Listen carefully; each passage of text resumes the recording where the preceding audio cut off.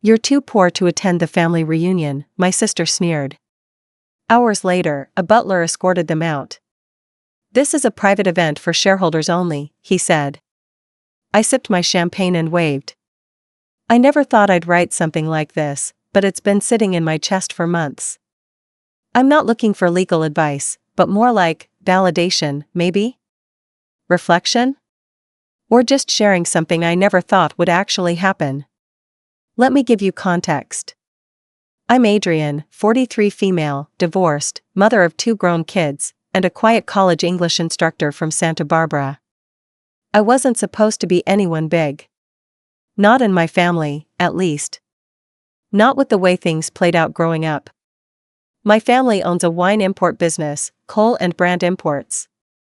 It's been in our family since my grandfather co-founded it back in the 60s with his friend Elliot Brandt. It was successful. More than successful. At its peak, it was bringing in tens of millions annually. Think luxury wines, 5-star clients, Napa estates, that kind of thing. But none of that was ever supposed to be mine. After my father passed away when I was 17, the business became family in name only. My mother, Henrietta, took control. My sister, Maris, 48, female, became the crown jewel of the operation. She was sharp, decisive, cutthroat, and that was seen as a good thing. I was the one who wrote short stories and cried at dog commercials. They didn't say it out loud, but I knew I was a burden. A disappointment. And when they gently removed me from the business a year after Dad's funeral, I didn't fight it. I thought maybe they were right. I was 18, broken with grief, and had no real business training. They offered a small trust and said it was for college and a fresh start. I didn't speak up. Instead, I went to school. I became a teacher. I married a man who turned out to be charming and aimless. We divorced after 9 years. I raised 2 kids while juggling lectures and tutoring. My life wasn't glamorous. Definitely not in comparison to the family legacy. When I saw Maris and my mother over the years, it was usually at large events where I stayed on the edge, smiling politely while they raved about new vineyard acquisitions or international markets. I drove a Honda with a cracked bumper. They flew private. The last time I went to a family reunion was 5 years ago. It was at the estate in Napa. I remember showing up with a bottle of wine I bought from a local shop, something under $30 but still thoughtful. Maris looked at it like it was tap water. She laughed when I pulled into the gravel drive. "You still driving that thing?" she said, pointing to my car. Then she leaned over and whispered, "At least park it behind the guest house so the staff doesn't think we're letting strangers in." That moment burned into me. I left that reunion early. I cried the whole drive back down Highway 101. I tried not to hold resentment. They were who they were. I had my life. It wasn't lavish, but it was mine. Then, last year, something completely unexpected happened. A lawyer from New York called.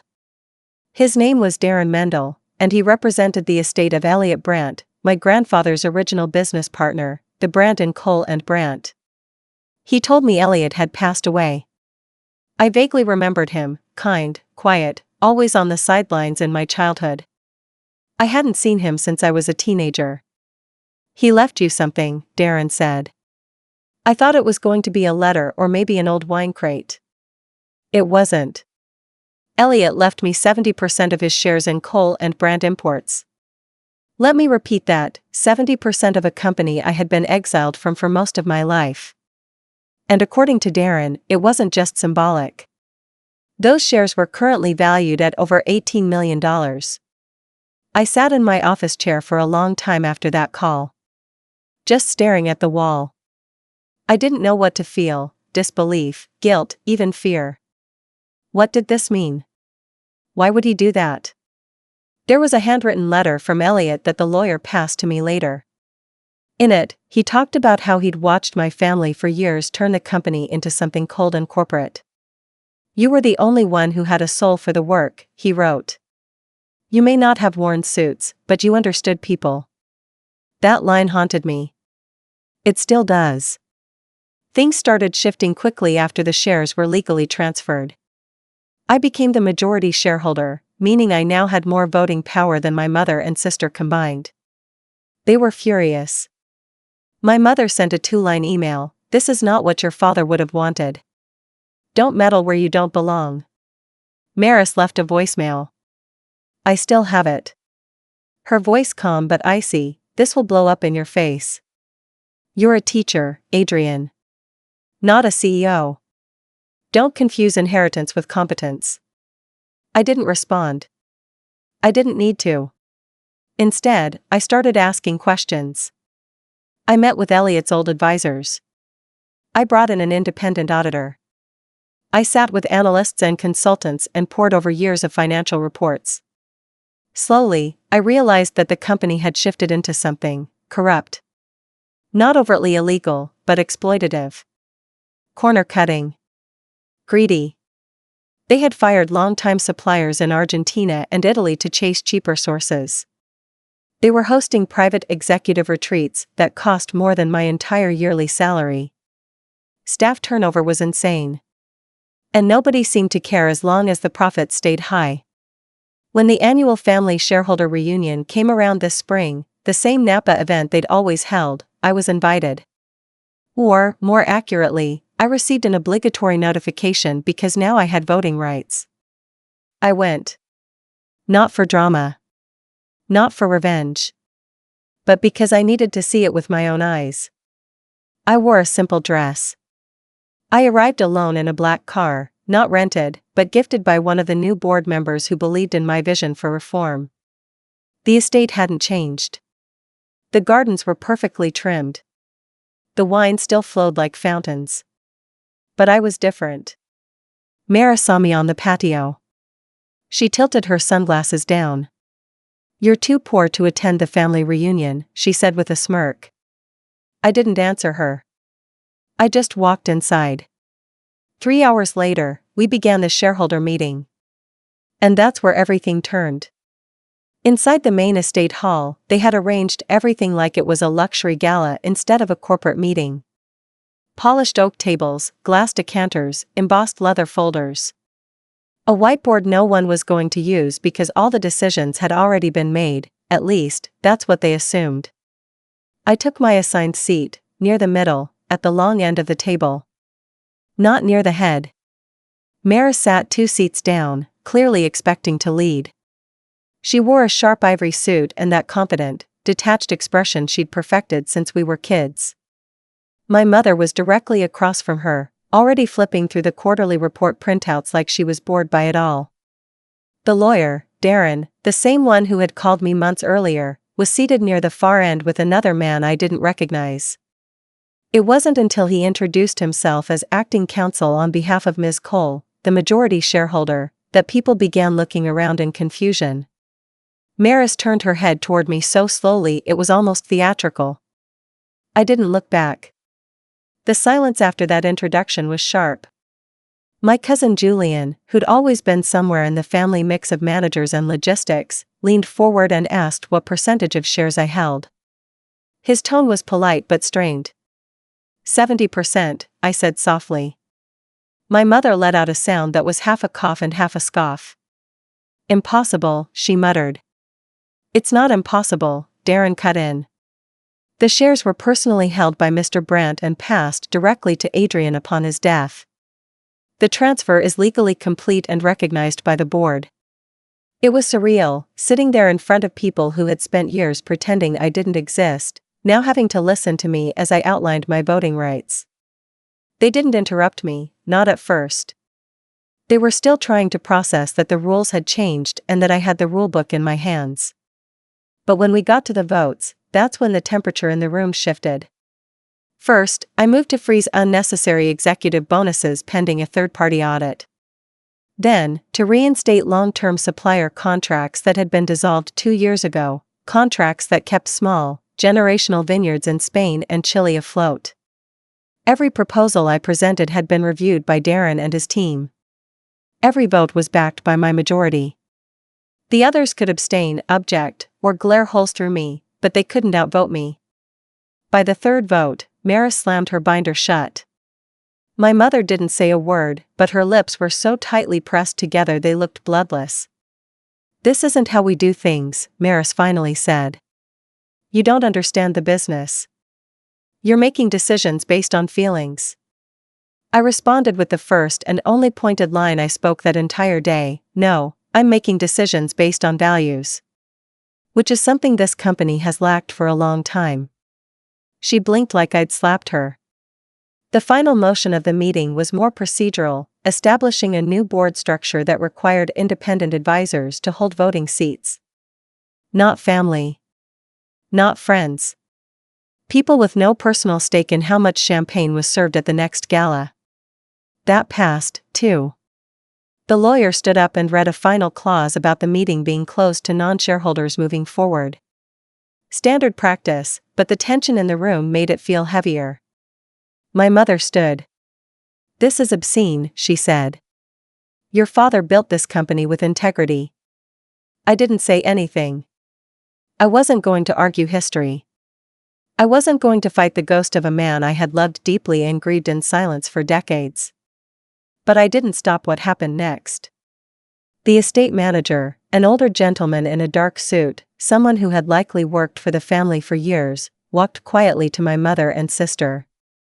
"I'm sorry," he said gently. "This portion of the event is now closed to non-voting attendees. If you'll come with me, I'll escort you to the garden entrance."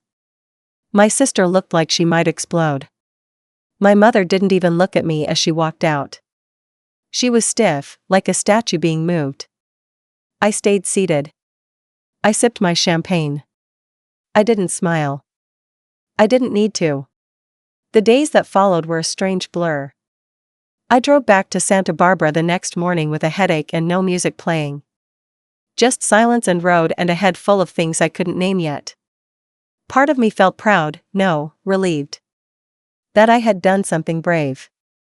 That I had taken my seat at the table instead of standing in the doorway. But another part of me, the part that still remembers being 15 and excluded from dinner table business talk, felt deeply tired.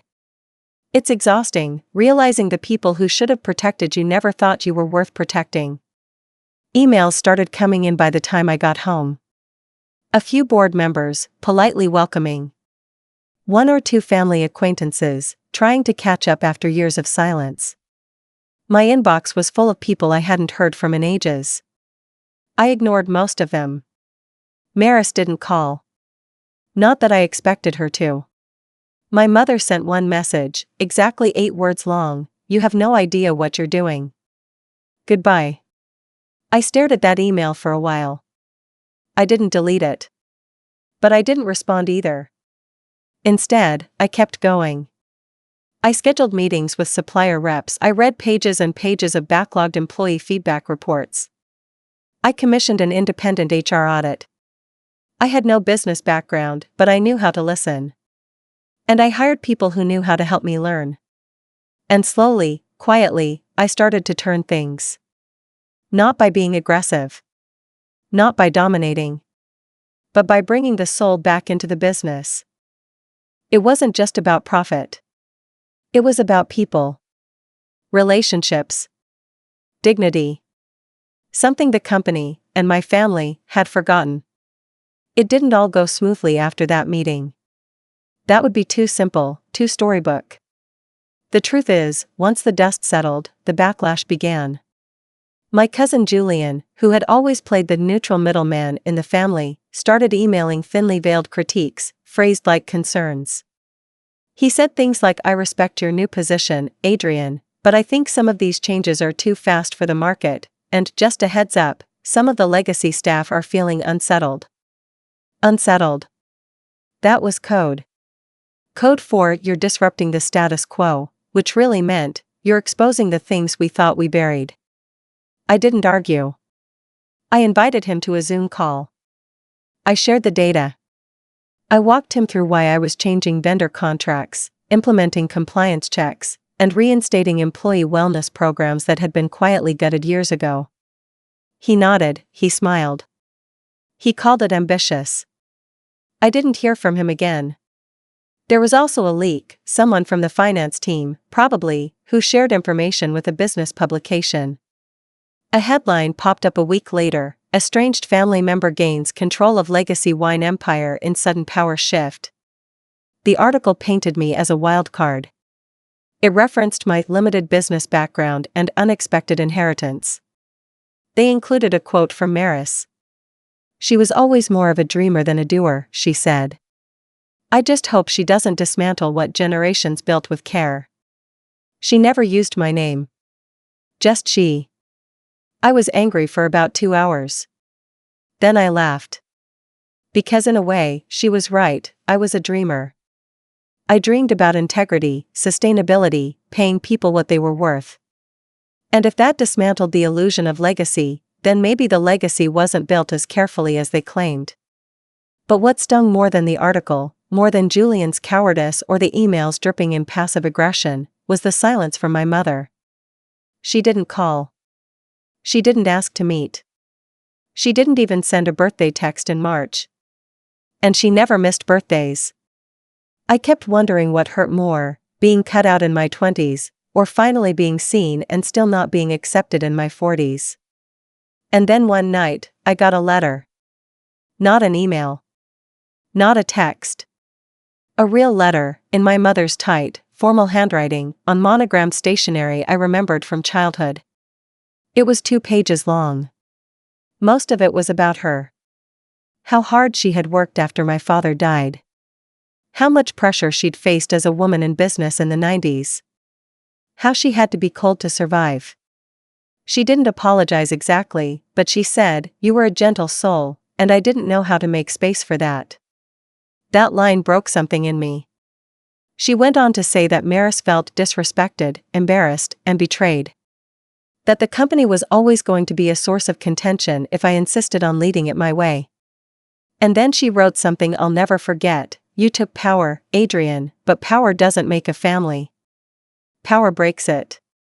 I stared at those words for a long time. She was trying to make me feel guilty. Like I'd stolen something. But the truth was, I hadn't taken anything. Elliot gave it to me. I didn't plot. I didn't manipulate. I just said yes to something that was already mine. Still, I folded the letter neatly and put it in the drawer of my nightstand. I couldn't throw it away. Not yet. Spring turned to summer. The company was operating more efficiently. We hired an outside firm to review our environmental footprint. We launched a mentorship program for young women in wine. We renegotiated contracts with 3 small vintners that had nearly shut down after being cut off by my sister's leadership. And I found myself invited to events, not as a forgotten niece or an awkward guest, but as chairwoman. It still felt strange every time I saw that title under my name on a press badge. Like I was playing pretend. But then someone would come up to me, a distributor from Oregon or a vineyard manager from Chile, and say, "Thank you for what you're doing." No one ever listened before. That's when it would sink in. This wasn't just about the family name anymore. This was about making something better. Cleaner. Kinder. Still, the silence from my sister stretched like a canyon. I sent her one message. Just one. "You can hate me if you want. But I'm open to talking if you ever feel like it." She didn't reply. But a month later, her assistant forwarded me an invitation to a luxury industry conference in New York. Maris was listed as one of the keynote speakers. The subject? Reclaiming legacy in the age of disruption. I didn't go. Not because I was afraid. But because I didn't need to show up anymore to prove I belonged. Fall arrived, and with it, the year-end numbers. The company had posted the highest Q3 profits in 5 years. Not because we slashed costs or BROWB8 suppliers, but because we built trust. Authenticity sells. Sustainability sells. Being decent sells, even in wine. I didn't rub it in anyone's face. I didn't send the numbers to my mother. I didn't forward them to Maris. But word travels. People started reaching out to her. Some vendors who'd been forced out under her watch were now back in. Their stories were circulating through industry circles, about how the new leadership had restored terms, paid back debts that weren't legally owed, offered support. That didn't just make me look good. It made her look bad. At the end of October, she called me. I almost didn't pick up. I sat there, staring at her name on the screen like it was a trap. But curiosity got the better of me. Her voice was clipped, controlled. I assume you've seen the Forbes article, she said. I had. They ran a piece titled, From Outsider to CEO, How Adrian Cole Quietly Took the Wine Industry by Storm. There was a photo of me smiling with a vineyard owner in Tuscany, surrounded by crates of his family's wine. I saw it, I replied. You read it? No, she snapped. But I've had 3 board members call me, asking if I was aware of what you've accomplished. One even asked if I had a comment on how I let the company slide. She paused. I just wanted to let you know, she said coldly, I won't be attending the December shareholder gathering. I'm stepping away from the company indefinitely. I stayed quiet. She added, I hope you enjoy it, Adrian. All of it. The recognition. The attention. The illusion that you did it all yourself. That last line stung, but not in the way she wanted it to. Because I hadn't done it all myself. I had help. From Elliot. From advisors. From every person in the company who believed that values mattered more than image. So I just said, thank you, Maris. I hope you find what you're looking for. She hung up. That was the last time we spoke. The December shareholder gathering was held at the Vineyard Estate again. I considered moving it elsewhere, but something in me needed to return to the place where I had once been told to hide my car behind the guest house. This time, I pulled up in a quiet black Audi.